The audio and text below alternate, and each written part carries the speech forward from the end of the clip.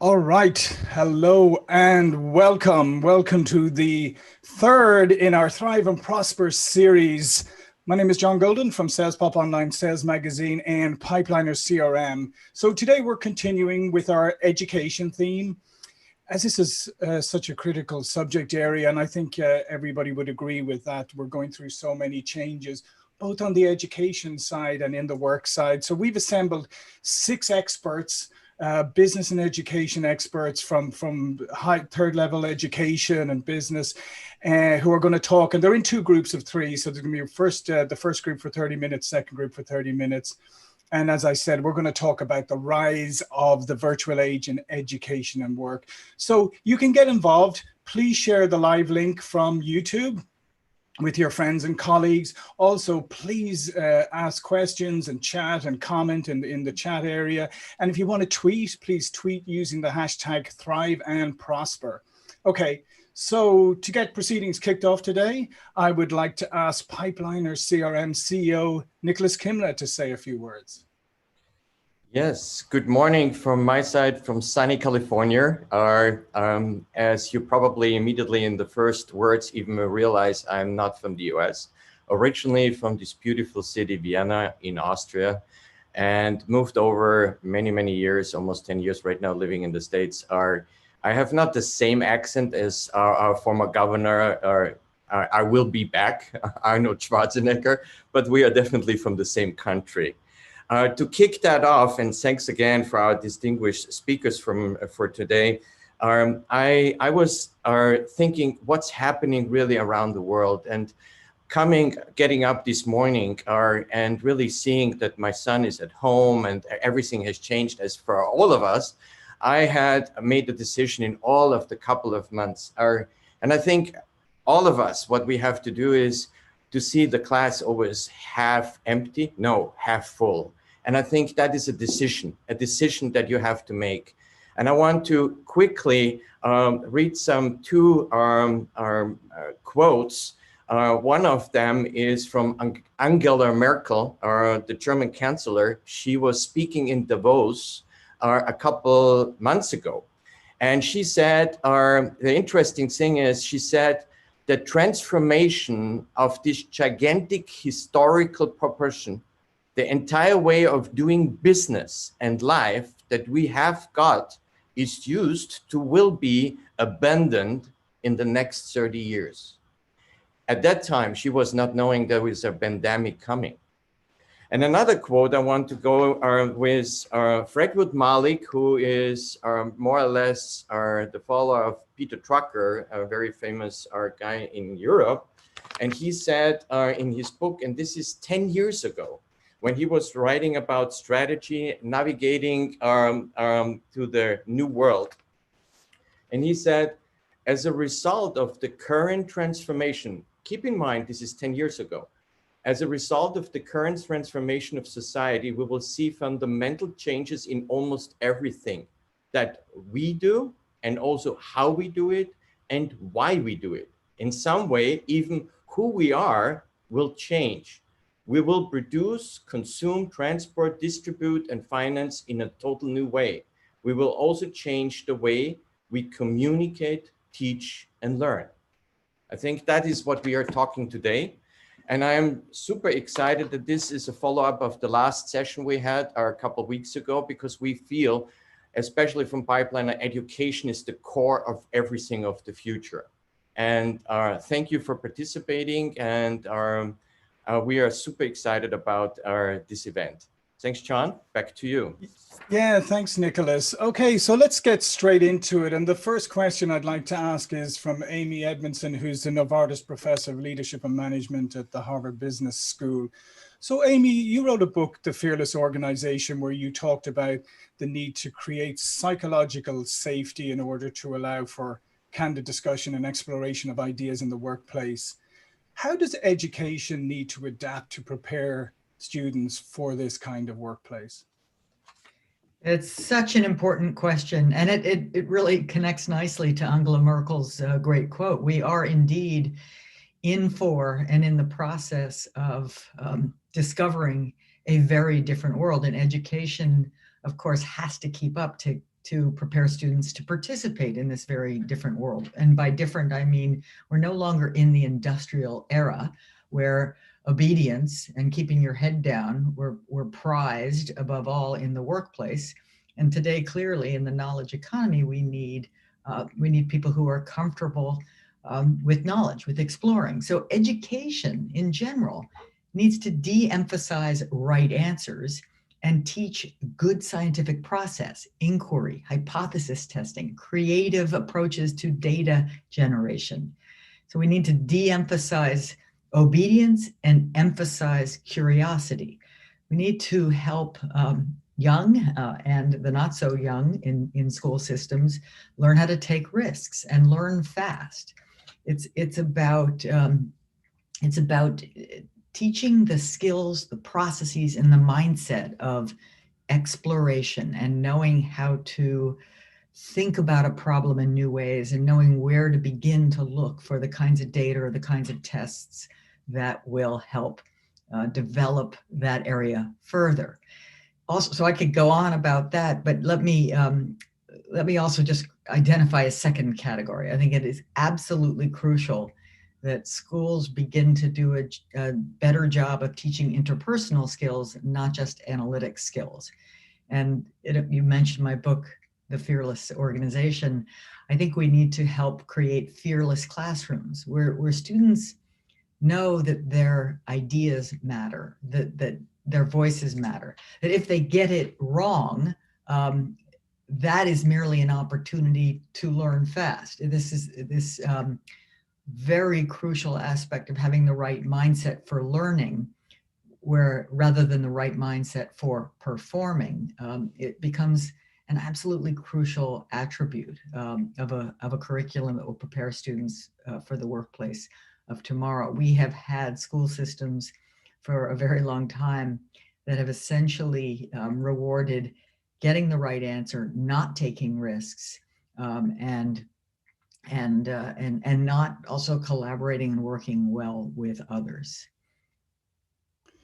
Yeah. Thanks, Amy. I couldn't agree more. I mean, I think we have we've created, compliance, or we celebrate compliance, and as you said, I mean, we don't really, and we celebrate individualism in schools as opposed to collaboration. Yeah. Okay, Nicholas.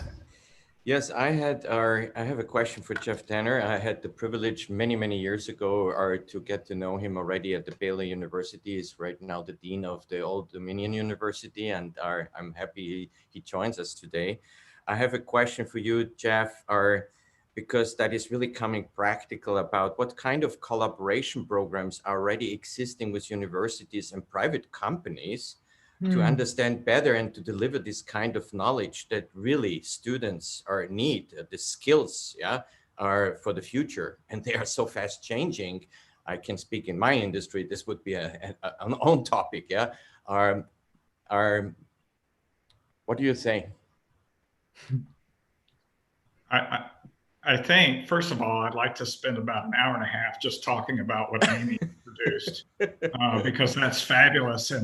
And because of the pandemic, I get the opportunity to teach this semester, and I'm thinking about my own class and how I try to build that safe environment for learning in the class. But it's also a class with deep engagement with companies.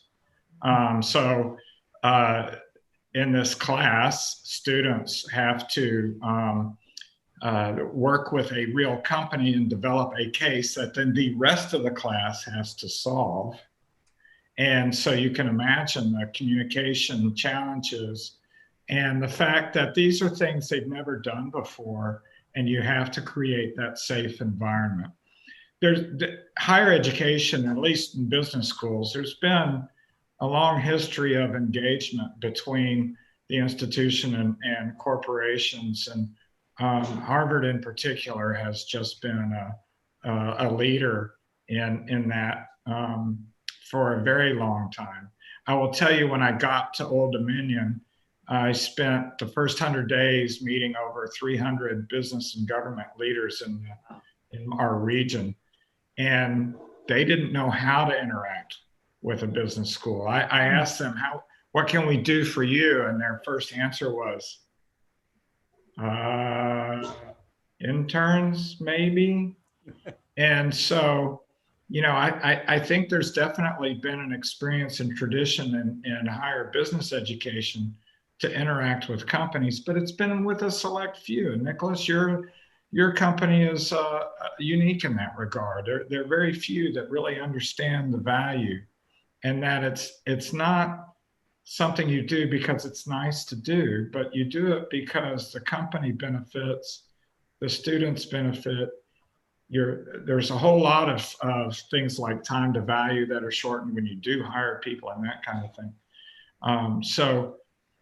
But you have to learn how to do it. And part of it, I think, goes back to all of the introductory comments that you made and what Amy was saying. And that is that you have to, the way that we learn is really different in this environment and in our future. And the companies that get that actually do better at interacting with higher education. That it's not about getting it right. It's about learning the processes. It's about learning the information, that the theories that are not going to change over time, although the context may, and then knowing so that you can know how to respond. And I think those companies that understand that have been able to create those mechanisms that allow for joint research and joint student interaction, faculty participation, et cetera, that help them learn. Yeah. Yeah, thank you, Jeff. I mean, already like some phenomenal insights, and that's why I'd like to jump over now to Ruth Gotian, who's Chief Learning Officer at the Weill Cornell Medicine, and also contributor to Forbes and Psychology Today. So Ruth, you study high performers and what makes them successful. But is it fair to say that this kind of practical learning and learning from successful people and high performers and what they do, that isn't included or integrated in the curricula of schools and most higher education today? 100%, John. I think it's definitely not included in the curriculum in higher education, but I think more so, there's also something called workplace learning, right? Eventually we finish school and we need to get into the workplace. And these ideas are not integrated in the workplace either. There's no CEO school where you learn how to manage teams and people and places, right? And how to find other CEOs and how to grow your network so you can learn from other people. Those skills aren't formally taught, but they're so foundational in what you need to do in order to succeed.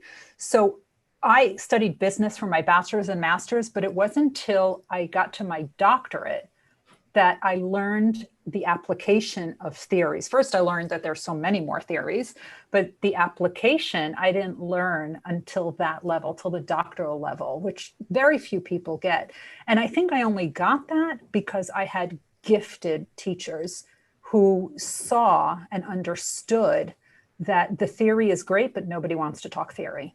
And if you don't know how to implement that in the workplace, then it's really for nothing. You could just read those academic journals all the time. The other piece is, and this is what I have learned, is that success is a moving target. And it really depends on who you talk to and what stage they are in their career, and also what industry they're in. So success is very different for a junior faculty member, for example, versus a senior faculty member. It's very different for men versus women, right? They look at very different variables if you ask them what is success. So we're measuring success, but it's a moving target and it's different.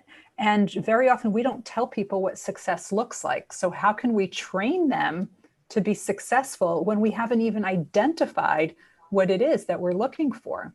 So I think those are some of the big challenges that we're facing. It's not just in the school system and the curriculum, but it's also in the workplace.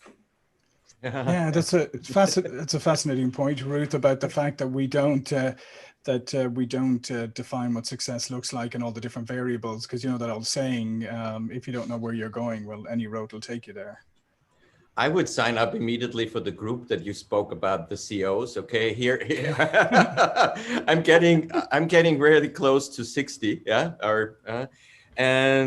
since I'm living in the States and building the company in the States, so there's a couple of learning programs that I could have probably done differently. That leads me to my next question for Amy, because it's exactly that.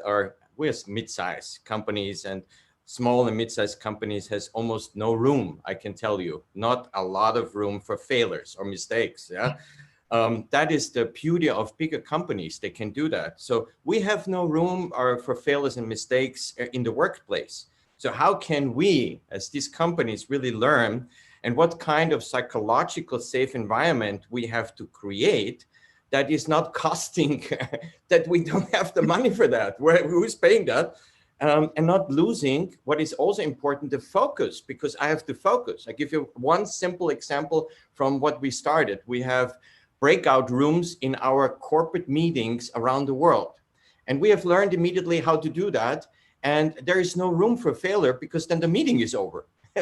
So how you do that, this psychological environment to create and to be focused. And as a mid-sized company, I have not the money of Google or Salesforce. Here's the worry. Okay, it's a wonderful question. And by the way, if we have time toward the end, I'd love to come back to there's no school, no CEO school, because in fact, I think there is, but we'll come back to that. But this topic of failure, you know, it is so tempting to just wish for a magic wand that says, hey, failures are expensive, we can't afford them, let's not have them. Good luck with that, right? It's not a question of whether there will be failures. It's a question of how quickly you detect and learn from them. Yeah. So the fundamentals here are that there is basically three kinds of work, three archetypes. One kind of work is relatively routine, often high volume, but it's relatively routine in that we actually have a formula for how to produce, yes, the results that we want. And in fact, if we faithfully use our formula, our recipe, we'll get those results. The cookies will come out of the oven. I'm not a big fan of having failures in those domains. I mean, we can do better through training, through coaching, through ensuring that people have the right conditions to be able to pay attention. All can be well. The second kind of fundamental kind of work is complex work, where in fact we have very solid knowledge about how to get the results we want. Imagine cardiac surgery or supply chain management, very solid knowledge. And we're well aware that around every corner, something might happen that never happened before, that's unexpected with that patient, with that weather pattern, right? So there's a kind of reality that even when we do everything right on our end, we might encounter a failure due to exogenous factors. Again, our key job is to detect it quickly, learn fast, recover fast. And then the third kind of work is innovation work, where quite frankly, we don't yet know how to get the result we dearly want. In that kind of work, failure is simply a fact of life, right? So to say, well, we can't afford failure really means we can't afford innovation. And very few companies are willing to say that. So as we go from the routine to the complex and to the innovation, scientifically, the failure rates will go up. If you're doing the best possible job, you must expect failure rates to go up. So it's not a question of whether or not you like failure or whether or not you can afford failure. It's a question of what kinds of failures you have and what you do with them. So there are these three types of work. There's also three types of failure. And one is a preventable failure. And just so it's clear, I'm not a fan of preventable failure, right? I think we should do what we can to prevent them. The second kind is, of course, complex failure, where a number of factors came together in just the wrong way, to produce an outcome that we don't like. And the third kind of failure, and this is the kind that the rhetoric is really about, the rhetoric that says fail fast, et cetera, smart failure. I call it an intelligent failure. And it's an intelligent failure because at time zero, no one could have told you which way the results would fall. You had a hypothesis, you had done your homework, and this seemed like a reasonable thing to test. Guess what? You were wrong. Couldn't have known that in advance. And by virtue of having encountered that intelligent failure, you're now smarter, right? You now have more information. So, I think this domain really will benefit from a fundamental appreciation of 3 types of work and 3 types of failure. And then we can have more, more intelligent conversations about what is and isn't acceptable and what is and isn't affordable. Yeah. No, I definitely agree with that. And I like the categorizing of the failures. And if we look back in my industry a little bit, and see it, for instance, when Steve Jobs brought the Newton, you remember Newton, it was a failure, but it was in some form the first step to the iPhone in some form. Yep. And to the palm, right? Oh yes, definitely, Yeah. absolutely. But it needs a lot of money and R&D. We have to be serious about that in this kind of failures. So that would be interesting to go further. Well, there are intelligent failures, right? There are intelligent failures that are inexpensive. When you do a quick and dirty test of something, you may we call it beta testing, A/B testing, for instance. Right, and it's sort of, minimal viable product and so forth. Yeah. I mean, there's a lot of logic in design thinking and in exploration more generally that rests on the assumption that sometimes the only way to get the data you need is through action. Yes, right? Absolutely. Right. Absolutely. Great. We're going to move back to Jeff. Before we do, I just wanted to welcome viewers from around the world, from Nigeria, Kenya, Austria, Slovakia, the US, India, and other parts of Europe. And people are still typing in where they're joining from, which is always excites me anyway. All right, Jeff. So as Nicholas referenced earlier, many companies like our own found that using technology and virtual working allowed us to interact faster, be more nimble, more productive. And many companies are discovering that during the pandemic. So I would like to know, is there a discussion taking place in higher education about how traditional forms of education and interaction need to change to see the same kind of productivity and effectiveness gains for students, and also to prepare them for the new workplace? So, the obvious answer is yes, that there are discussions going on, but they've been going on for decades. When I was in elementary school, I studied Spanish over television. It was broadcast into my elementary school room. I can still tell you the words I learned. Arbol is tree. I mean, I speak a lot more Spanish now, but I remember vividly learning vocabulary in that classroom experience. And Old Dominion University was one of the premiers in premier institutions, first institutions to learn how to teach through distance education.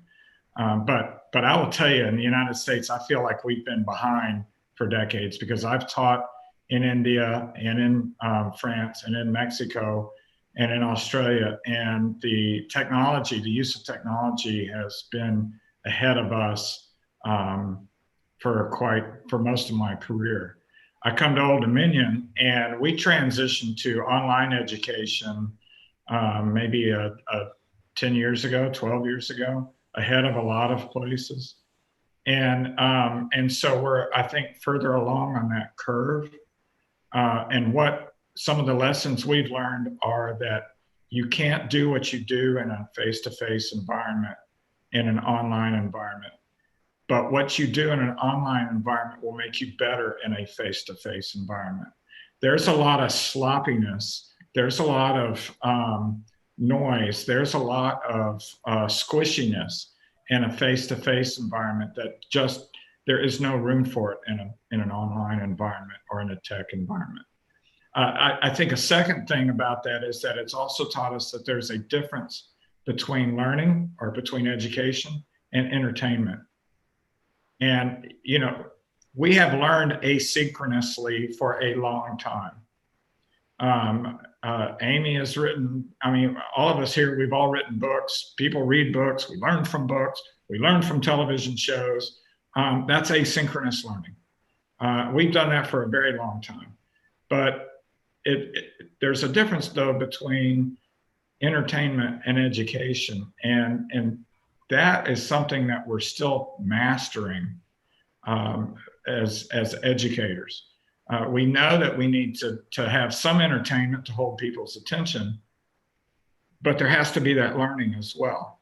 And so I think a lot of the discussion around it has been around those two dimensions. And then there's a lot of other pieces that are going with it. And even though we have a first mover advantage, I'll tell you that this acceleration to online education has caused us to go back and relook at everything we're doing and develop a roadmap for refreshing and renewing how we do what we do. We also have a new generation of faculty that weren't here 12 years ago when we made that first move. And they have different ideas about how this should be done. And so that's part of the conversation as well. I'm super, thank you. I'm super excited about my next question for Ruth, because this is something that my company and myself could really profit a lot. So what kind of principles of high performers live by that the rest we can learn from without going to this real, sometimes long and difficult personal learning curve that high performers have to go through? So how we can cut that a little bit through. So what I will tell you, and I get very passionate about talking about what the elite high achievers do. And this is really based on my research with Nobel laureates and astronauts and Olympic champions and CEOs, people who have gotten to that level. The first thing I'll tell you is that they are regular people. They are regular people just like the rest of us. But they've had a journey, just like the rest of us have had a journey. But the fork in the road, how they decided which road to go on is a little bit different. And I think there are a lot of lessons we can learn from that. And as I've spoken to all of these people, there were 4 things that they all had in common, which is, you know, when you do qualitative research, you call that data saturation. You know what they're going to say before they even say it. But I needed to hear the stories because there were different examples and different nuances. So there's 4 things that they all do, and we need to keep these things in mind. First of all, they have found what they love to do. They are really passionate about it. They would do it for free if they could, right? This is all of them. And that's why when they work at it, they're so excited about it. And I'm just thinking of the conversation that we're having right here. I am completely geeking out. And if I don't hear about the CEO school from Amy by the time we're done, I'm just going to have to reach out to her separately. And I want to hear about, you know, Jeff. I'm thinking about everything he's saying. And I was like, absolutely, because the faculty who weren't here 12 years ago, when you moved to online learning, but they have a benefit because they actually were students in an online learning environment where some of the rest of us never had that opportunity. We're teaching a platform we never used. We are really passionate about this. We can talk about, I mean, literally when we go out to dinner, these are the things we talk about, right? So they have found that passion. They have this work ethic, which is undeniable. It is extreme. I've recently talked to Justice Ruth Bader Ginsburg's former clerks. And I said, tell me about her. Tell me what she was like. And one of the things that they all said was her work ethic, right? I mean, it was very obvious. She was known for leaving these long voicemails at 2, 3 in the morning. She was known for working everything and tightening everything that she wrote and making sure it was really, really good. It's that work ethic that's so undeniable. They also have a very, very strong foundation. And they keep reinforcing that foundation, right? So the physician scientists are still designing their own experiments. The Olympic athletes are still doing the same basic drills that you would see in a junior high gymnasium. I am sure if you ask Jeff and Amy and myself what books we have. I'm sure we have the same books on our shelves about leadership, and we're still reading it. We're still reading what's a new way of doing it, what's a better way of doing it.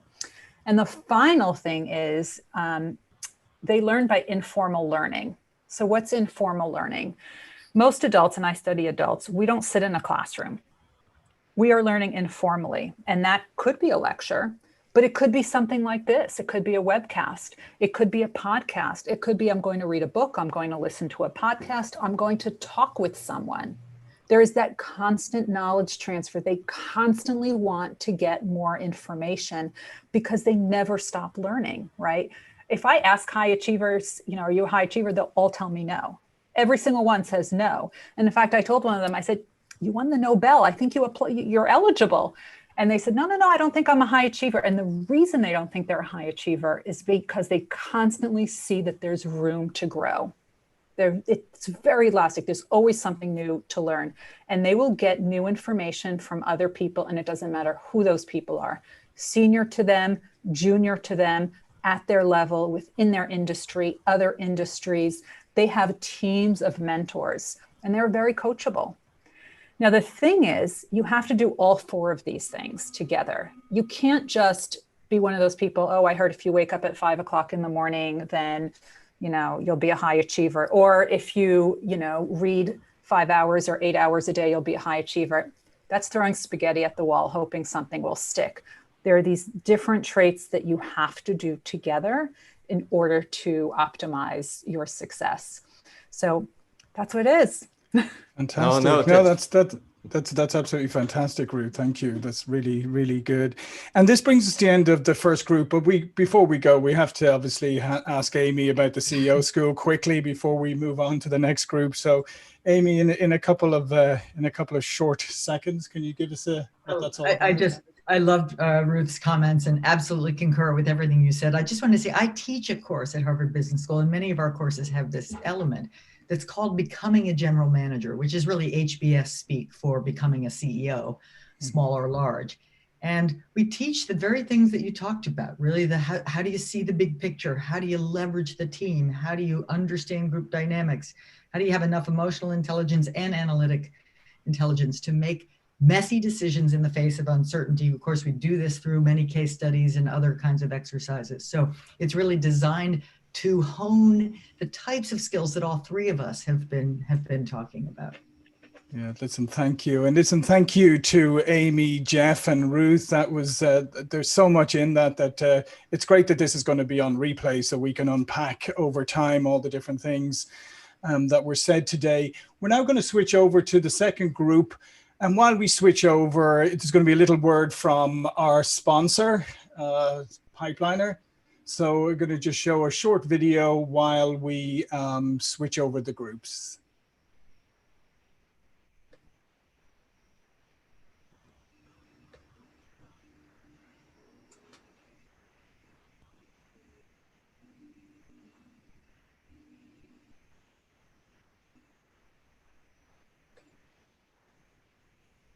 No sound.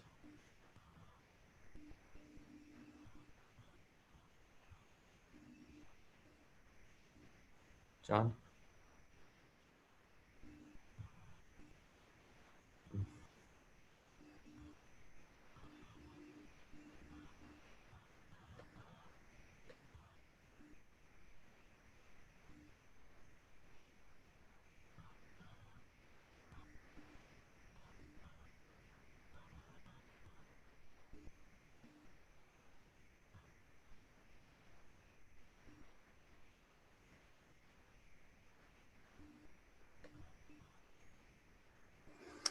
All right, thank you. All right, thank you very much. And we are back, with the second group. Okay, and this group is Julie Winkle Giulioni, Dr. Janice Presser, and Dr. Laura Delizonna. Okay, so let's get straight into it and welcome Julie.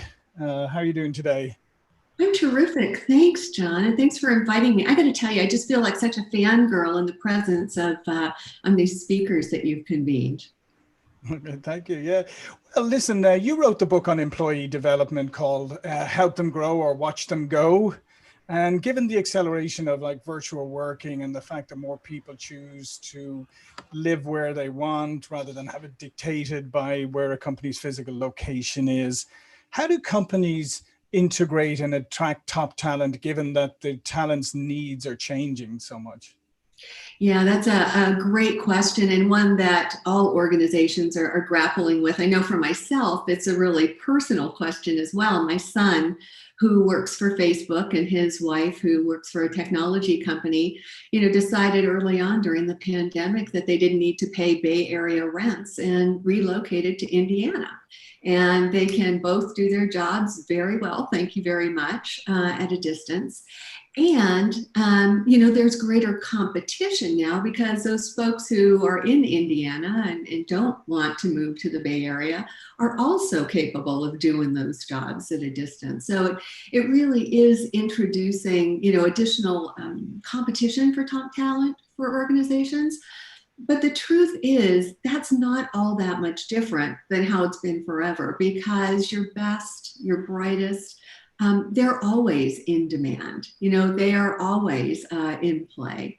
And so I think what the current conditions are offering is just some amplified, competition on steroids. And from my perspective, I think what all of that does is really underscore the importance of committing to and investing in the development of people. Because we know one of the major reasons people come to a company, one of the major reasons they take a job, and one of the major reasons they leave is because of the availability or lack thereof of career development, of learning, of growth, of the opportunity to develop and advance. And so organizations who are concerned about meeting the needs of their changing workforce and retaining that talent need to really double down on development. And the good news is there are a lot of forces and factors that are working in our favor during this time and giving the opportunity for greater and more equitable and more meaningful development. When you think about the work from home dynamic, it really has kind of introduced a democratization, if you will, of opportunity of development. It's kind of evened the playing field for folks who might have, folks in the field might have felt one down as compared to those who were at the corporate office, rubbing elbows and shoulders with the C-suite. And so there's something about, when we're all on a Zoom meeting, everyone's got that same sized tile. And there's a little bit of hierarchy kind of falling in the background during these times.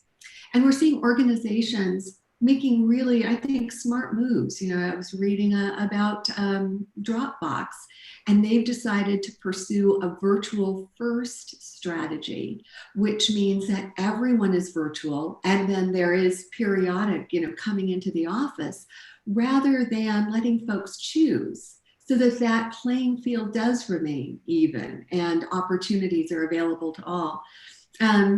And then, also what's working for us in terms of greater opportunity for growth right now is that there are plenty of meaty challenges and needs within organizations that can be used, as Ruth was saying, as informal learning, as that workplace learning that offers a great twofer in terms of development for the individual, but then, real value, business value to the organization. And a lot of folks are really using this time to think more deeply than they ever have about their purpose and their meaning. I think about what Ruth was saying around success being a moving target. And for many of us, the last several months have caused that target to move. And in development and growth that meets our need for, our passions and our interests in making a difference. For many folks right now, that's coming into the foreground with the habitual, upward climb, up the corporate ladder, kind of moving into the background. And so this is a particularly appropriate and hospitable time for development, for organizations who really want to retain people to invest even more heavily than they have in the past in today's environment.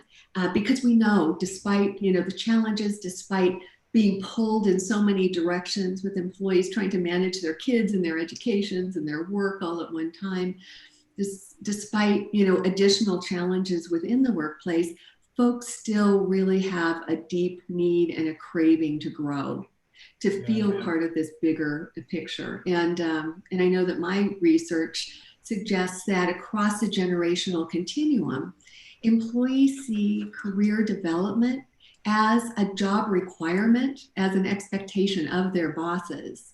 And so right now is the time for bosses to hold those regular conversations, to help people figure out what their passions are, to help them define success, which is going to be, unique to each of us. To Amy's point earlier, to encourage that experimentation and risk-taking, because that's the space within which growth happens. And to make plans, creative plans that leverage experiences that are available right in the workplace. And when we do this, not only are we going to see greater retention, but we're going to see a level of engagement, a level of pride and sense of purpose that plays out in terms of engagement, but also in terms of the business results that are so necessary right now. Yeah, listen, absolutely. I mean, it's a great time of growth and experimentation. And I think people are on a journey of self-discovery like never before. Right, Nicholas. Yeah, Janice, I'm super excited about these questions. It's multiple questions even, because it ties to each other.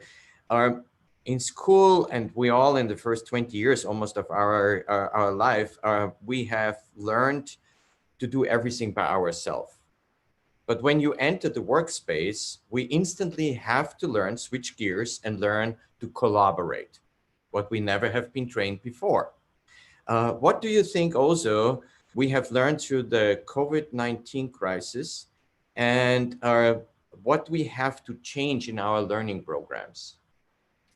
Well, the COVID, am I unmuted? Oops. No, you are on. Okay, yeah. All right. Yeah. So COVID has brought two big things certainly to my attention. And that is, for one, we no longer have the chance for the random encounters that we always did. And they're affecting two big questions that have always been the focus of my research. One is the whole area of life of things that we do not know that we do not know. Right? So, there are the things that we know, our area of expertise, the things that we know that we don't know. So that's our room for growth. The things that we don't know that we know, which emerge when we get in conversations like this, and we remember things that happened back when we were doing whatever it is that we were doing together. So that area of the things we don't know that we don't know are the things that we naturally become aware of when I'm not going to use the word eavesdrop, but we casually, our ears pay attention to things that pass in our environment that we realize all of a sudden, well, I never heard of that. And we may look that up. And so in the normal course of life, pre-COVID, we had a lot of opportunities to shrink that quadrant of the things that we do not know that we do not know. And that is very difficult to overcome. In our real lives, what do we do? Many of us who are working at home, and maybe always have, may find ourselves reaching out to people who we know for the private conversation on something important that's been going through our minds, but we're missing that random part. The other big question that comes up is the question of literally, who do we go to? Because when we're all working in an environment, even if it's, we're not all always there. So even if you're on the road selling 29 days out of the month, or speaking or doing whatever you do most of the month, there comes a time when you actually are being with the people who you're with, right? You're on your team.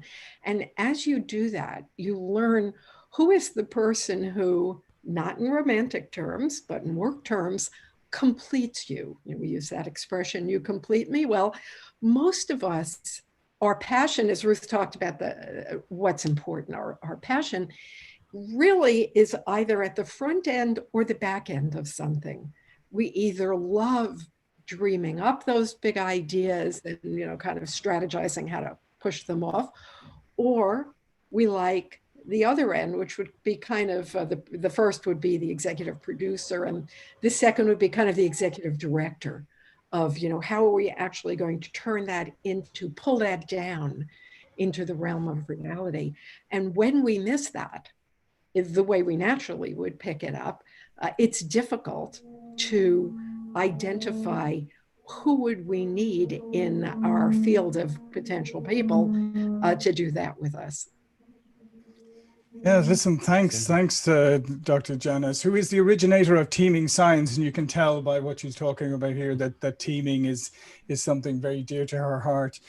Okay, so next is Laura Delizonna, Dr. Laura, who is instructor at Stanford Continuing Studies. And so Laura, does the way education set up today, right, does it really support the development of innovative, creatively disruptive thinkers that can graduate into the workplace and really make an impact?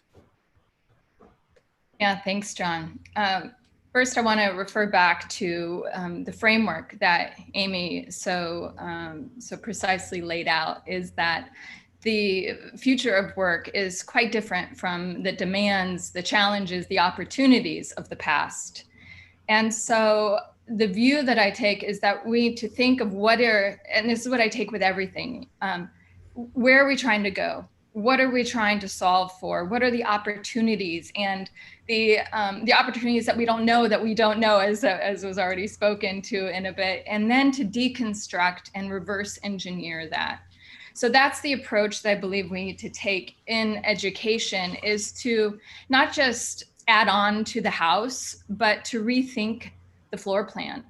Where are we trying to go? What types of characteristics, skill sets, behaviors, competencies does one need in the future of work?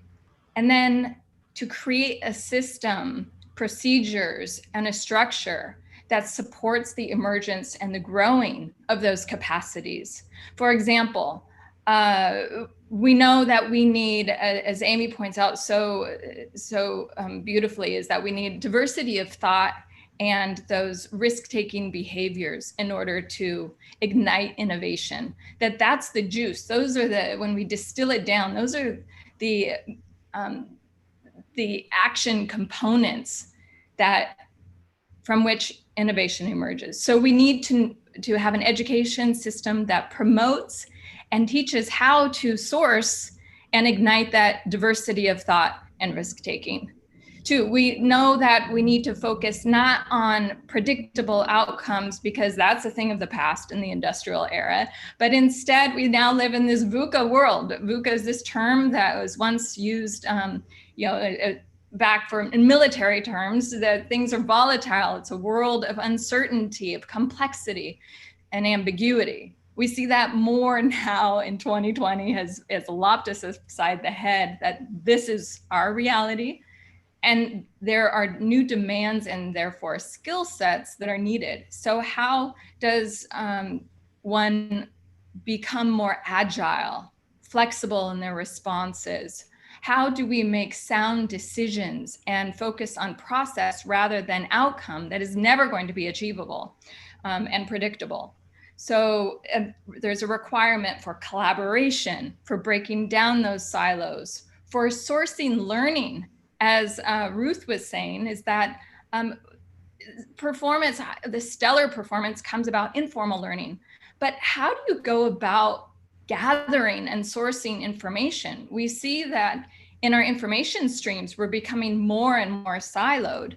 how do we go about thinking of breaking out of that, increasing our own intrapersonal diversity of thought, as well as interpersonal diversity of thought? Where do we source in a very concrete way? People are talking about in the US in the election season, where do you get your news? Well, where do you get your facts and your information? Are you going to science? Do you know how to read these original research articles? How do you discern in what those inputs are? How do you expand your frameworks for learning from multiple sources, not just from the so-called expert, but from sourcing your own learning from those small bet experiments, from your own personal experience, from those nuggets of learning that come from the golden failures along the way, learning from those mistakes. So it's really creating this culture of growth mindsets, of how do you source learning, and out of rigid thinking. That's the other thing, is categorical thinking is an oversimplification, and that's in the past, not the future. Yeah, Thank you. Well, this is exactly, that leads me to the question that we are all agree, we are in an increasingly uncertain and changeable world. Now the question, Julia, is really how we can better prepare people for their career success, because the uncertainties increasingly are taking over. Absolutely. And thank you, Nicholas, because it gives me a chance to get on my soapbox about this. I'm really passionate. You know, I feel like we start undermining the possibility for career success and satisfaction from a very early age in kids. I mean, when you don't have anything else to say to a kid, what do you ask? You ask, what do you want to be when you grow up? And we hear about doctors and lawyers and, whatever it might be. In my case, I wanted to be an elevator operator, but we don't have enough time to unpack that for sure. But, by the time a child is like 3 or 4, there's already sort of this ironclad connection between work and a role and a title and success. And then that connection just becomes stronger as we move down educational pathways that allow us to specialize so that we can be what we say we want to be. And yet I know in my circle of friends, and probably everyone else's as well, I look around at folks who wanted to, be the doctor or the attorney or whatever it was, and they find that once they got there wasn't where they wanted to be at all. And so what then happens is, we've done all this training of kids through the educational arena around what they want to be. And then we're surprised when they arrive at the workplace and they want to be the manager of this or the director of that or the vice president of another thing. I mean, they were trained to focus on what they want to be. And so, then in the workplace, inadvertently, we reinforce that as leaders and managers because, if a manager who's not very skillful is going to have a career conversation with someone, the first question they pull out of their hip pocket to ask is, where do you see yourself in 3 to 5 years? Which is the corporate equivalent of what do you want to be when you grow up, right? And so we continue to perpetuate these expectations, but we're doing it in an environment where we can't deliver frequently on what people want to be. And so the dissatisfaction, the disappointment, the disengagement all come in. And then when we add to that, the work from like the Institute for the Future of Work that suggests that 85% of the jobs that we're going to be doing in the year 2030 haven't yet been invented, we've got a real opportunity on our hands. So, I really think it's time to stop the madness, to reprogram employees and leaders and organizations in a way that allows us to start decoupling positions and promotions and pathways from growth and satisfaction in the workplace. And so the key really boils down to moving out of the realm of what people want to be and going into the realm of what people want to do. Where do our passions lie? What skills do I want to activate? What kinds of projects do I want to work on? What kinds of do I want to work with? What kinds of technology do I want to engage with? What talents am I yearning to activate? What is my unique, definition of career success?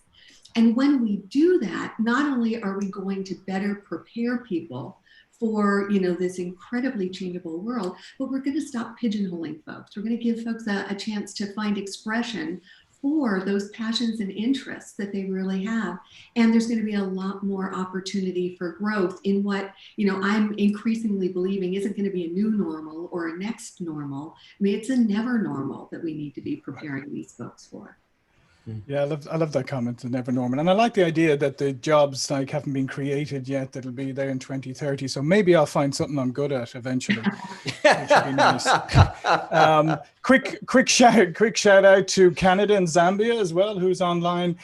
Okay, Dr. Janice, in your experience, right, do schools and colleges, because you're all about teaming, do schools and colleges, do they really prepare students for being part of teams? For the most part, not really. So I'll give you here's the not so great news and kind of the solution news. So I have had a lot of interns and they come from college, and one particularly stellar one, we use our own technology to be able to select them. So they all knew what their passion was coming in, and we could team them together so they'd get things done. And they were amazing. And one young intern came in and she lamented to me that she was up all weekend because she had been put on a team and no one would actually do anything. And she was able to plan it out. Her skills were magnificent. And because she wanted the A, she actually did it all herself and just and handed the scripts out to everyone. That really weighed on me. And about a year later, I was asked to teach a grad course at a business school for people in health sciences who wanted to become entrepreneurs. And it became obvious to me that the one thing that they could learn for engaging with other people was networking. And so I had a component that made it a requirement, because if you're going to be a success in any business and do anything other than routine types of work, you're going to want to have to find people, connect with them, engage with them, and make things happen that are bigger than you can ever do by yourself. Yeah. You can teach it. It's not that hard. Well, this leads me to our final question. And the final question, Laura, could be a 3-day seminar, in my opinion, because the question is all over everything in regard of our teaching, education, learning from itself. And the question that I have is really, are we creating more self-responsible and free thinking graduates? Are we on a path producing almost like in my industry, we have a product that's called Automizer, that means robotic stuff, Are we creating almost robots in our systems? What do you think really what's happening in our society and education? Yeah, thank Nicholas. The answer I think that we should take to all of these questions is, rather than a yes or no, but when and how. Some teachers are teaching amazing and creating amazing thinkers and creators and innovators. Some systems are crushing that natural instinct towards growth and innovation and full expression of ourselves. So the objective here then is, how can all systems, how can we co-elevate everyone and all school systems? And a shout out to teachers, that the least respected and the most undersourced employee base, I think, in the world are teachers. So how can we first value them more and equip them with the resources that we need, so that they can, including providing resource learning for the teachers and the leaders within the school systems, to acquire new models of thinking so that they can then pass them on, just like we would the school for CEOs. And I agree with you, Amy, there are lots of schools out there for CEOs. I was just teaching an online course called The Emotionally Intelligent Leader. Yesterday we started. There are zillions of these courses around the world from many wonderful thought leaders. That, of course, we've been talking about this morning or evening or night or middle of the night, wherever you are in the world, about this sort of radical responsibility that is necessary to operate as a good human being, much less a high performer, much less a leader of an organization or a society. This radical responsibility to ask yourself first, how could I? My mentor in graduate school at Harvard was Ellen Langer. And the question she says to ask is not can we, but how can we? How could we? And then to work from that perspective, that how could we create a learning environment where everybody of all races and of all socioeconomic status and domains and characteristics, how could we co-elevate and teach those values and the methodology around co-elevating each other, creating those, for example, performance metrics around how good of a collaborator are you, not how good of an individual performer can you be, but how much of a collaborator, co-elevator can you be? How can you leverage those networks? How can you create greater diversity of thought? How can you communicate across differences? Or do you fall into, as John Gottman would say, those conflict escalators, the team toxins of blame and defensiveness and avoidance and superiority that just kills innovation and kills thinking, whether it's in the classroom or the boardroom or on the Zoom room. And so it's really a question that needs to be at the forefront of every educational conversation and structure and restructure, is how do we create radical responsibility? How do we create human beings who grow up with the values of diversity of thought and therefore diversity of demographics, including disability and age and geographics? How do we go about growing a new generation that holds these passions as dear? We've talked a lot about tonight. The word passion has come in many different times today. And what this points to me is not finding your passion. There's no passion that will be discovered or unearthed and finally you found the nugget of passion. But instead, how do we go about cultivating, tapping into, unleashing what we love? How do we come to know what we love? Passion is about love. It's an emotion. It's about a feeling. It's about this motivation towards something. Can we tune in to those nuances within ourselves, those gut feelings that warn or that tell us that this is a direction to go into? This is piqued an interest, a curiosity, as Amy spoke about earlier. And how can we then move towards or move away from? That's all in the domain of social and emotional intelligence. How could we create a more social and emotionally intelligent generation that knows how to use their EQ to bring out their IQ and their analytics and the resources that might be available? Yeah, listen, thank you. I love that. I mean, it is clear from everybody on the panel today that all of you have certainly unleashed your passion for the subject areas that you all operate in. And I love that idea about it's not can we, but it's how can we. And I think that's a great takeaway for everyone. We're going to have some closing remarks in a moment from Nicholas, but before we do, just like to thank Amy, Jeff, Ruth, Julie, Janice, Laura. This will obviously be available as an instant replay, so people can access this and share it. There's so many nuggets in here. I'm going to have to watch this about 50 times in order to try and even scratch the surface of all of this. I do want to just thank some people behind the scenes who make these events possible. Claudia, Martha, Milos, Jocelyn, Marek, Matthew, all the people who've helped put all this together. And obviously Pipeliner CRM for supporting this, SalesPop for enabling this, and Nicholas for helping to co-host. So again, this has been a fantastic discussion. We've had people from all over the world joining in, and so many more are going to see this. And I'd like to ask Nicholas to do a little bit of a wrap up.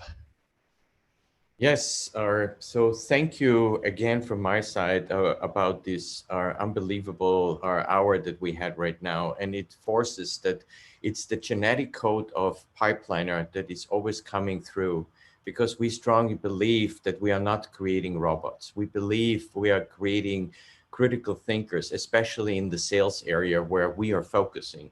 Why sales? Because it's almost a third of the population of the workforce worldwide is working in a sales-related job. Most people don't understand that. I was recently doing it's not recent out of COVID, yeah. When I had a talk and I was asking all the people in front of me, please raise your hand if you want to be one day a doctor or a lawyer or whatever, another job. Please raise your hand who wants to be a sales manager. And there was a lot of young people and nobody raised their hand because nobody wants to do that. But ending up, interesting, a third of all these people are ending up in a sales-related job. We at Pipeliner believe in the intelligence of the change of this job. And as coming from the Austrian School of Economics, from Mises and Hayek, I strongly believe that the core of sales is something progressing in a society. Why? Because it brings, when two people are selling, one is the buyer, one is the seller, it produces wealth. At the same time, it is not only producing wealth, it is producing peace. Because if I punch someone in the face, you would not buy anything from me. So I created the term, and I think about salespeople are wealth creator and peace producer. This is what we need right now. This is where we have to go. And I think it needs intelligence to do that. It needs social intelligence, practical intelligence. It needs everything in that area. That comes only from education. And this is why we at Pipeliner, in the core of everything, we believe in education and educating our customers, educating our people, and we do that. And it's great that we see that is growing more and more around the world. And I'm so super excited about our latest outreach in so many areas and in so many countries in Africa. And we see it's growing. And I believe in the better world.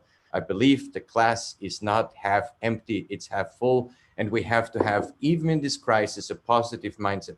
Thank you for all participating today. And thank you, John, for hosting that always. And back to you. Yeah, and again, listen, thanks everybody. And one last thank you to Amy, Jeff, Ruth, Julie, Janice, and Laura. All of their links to find out more about them as individuals will be in this video in the description there. We'll also have chapters in there so you can get to the different pieces and select what you want to listen to. But I really would encourage you to share this as widely as possible. Thank you all for joining us from around the world.